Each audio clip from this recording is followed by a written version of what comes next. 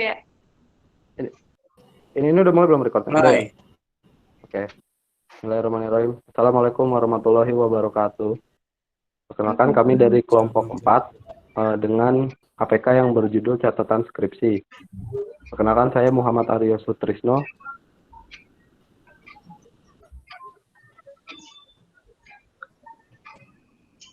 Mana Mbak Dila? Mbak Dila? Dila keluar. Ya. Saya Catra Butwinardi. Saya Rina Yuniar. Dan saya Alzidan Arif Trianto. Mari kita mulai PPT-nya.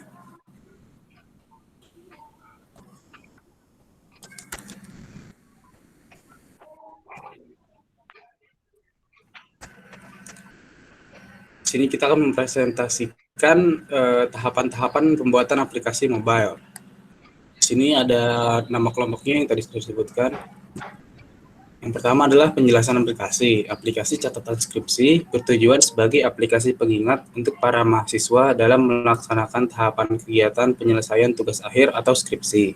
Dengan aplikasi ini, user dapat membuat profil yang berisi data pribadi, dosen pembimbing, sampai nama judul skripsi, menambah catatan pada aplikasi apabila terdapat catatan-catatan penting saat mahasiswa melakukan bimbingan bersama dosen pembimbing, dan melakukan pengaturan pengingat atau reminder untuk aktivitas tertentu seperti pengumpulan skripsi, pengumpulan deadline revisi, serta waktu bimbingan bersama dosen pembimbing masing-masing. Daftar fitur pada aplikasi ini yang pertama adalah membuat profil data pribadi, menambah catatan, dan membuat reminder. Berikut adalah estimasi waktu nama kegiatan beserta waktu bulan per minggunya, di mana yang pertama menentukan konsep aplikasi itu pada bulan pertama minggu pertama, kemudian dilanjutkan membuat daftar fitur, penyusunan jangka waktu, membuat user interface aplikasi atau prototype, penyusunan kerangka database, membuat kelas diagram dan relasinya, lalu coding, dan sampai ke user acceptance test.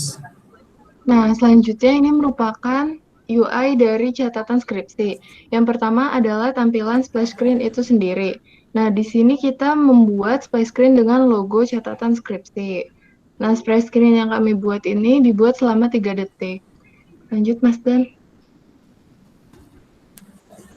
Selanjutnya adalah halaman catatan. Halaman catatannya itu memiliki fitur add, edit, delete, dan simpan.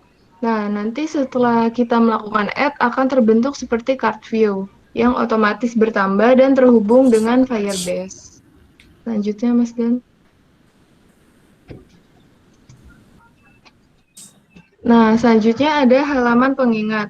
Di sini merupakan sebagai fungsi alarm dari aplikasi ini. Jadi kita bisa menambahkan pengingat sesuai dengan yang target atau deadline yang sudah ditentukan.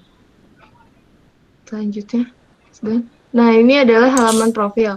Halaman profil ini merupakan data pribadi dari pemilik aplikasi yang memiliki data pribadi seperti NIM, nama, fakultas, dan jurusan. Selanjutnya ada data skripsi berupa nama dosen pembimbing dan judul skripsi.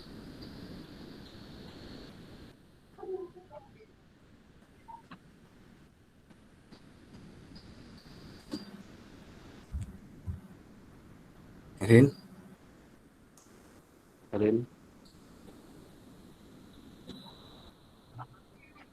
Lalu selanjutnya ada skema database.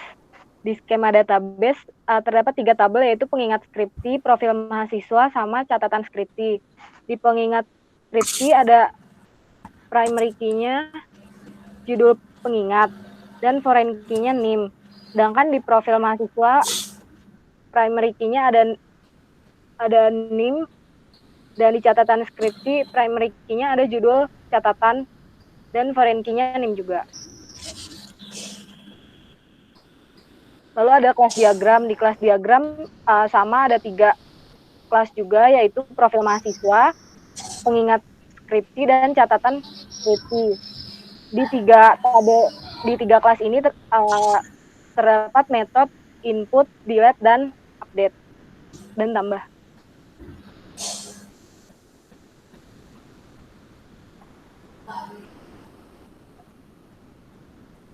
Oke, selanjutnya ini ada daftar kelas yang digunakan. Jadi lihat di sini kelas kita ada kelas untuk splash screen, main activity-nya sendiri, dan di sini kami menerapkan fragmentasi ya. Fragmentasi itu dinamakan jadi adaptor.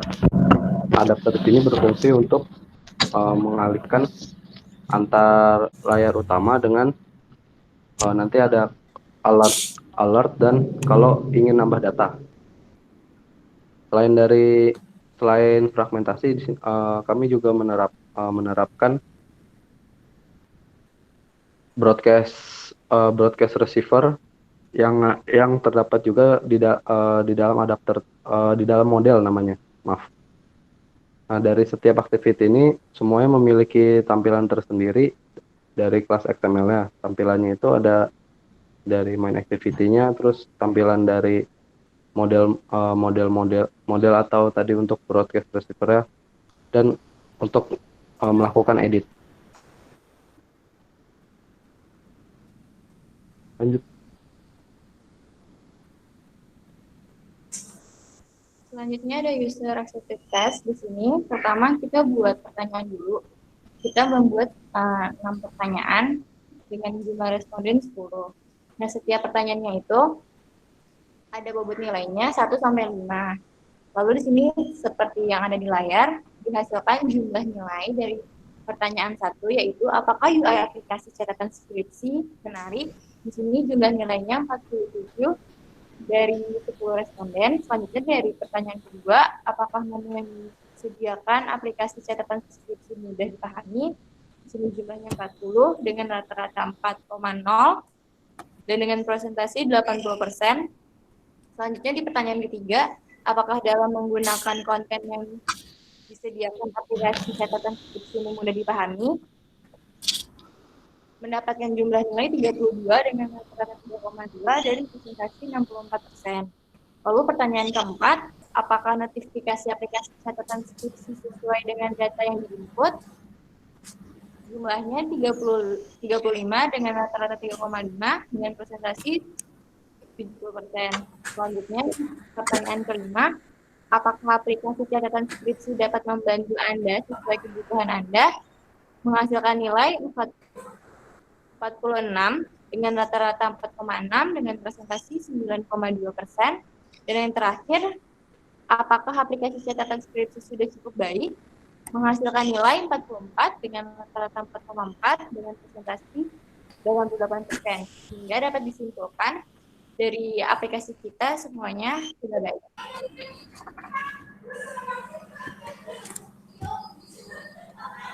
Sekian dari kelompok kami, kurang lebihnya mohon maaf. Wassalamualaikum warahmatullahi wabarakatuh. Assalamualaikum warahmatullahi wabarakatuh.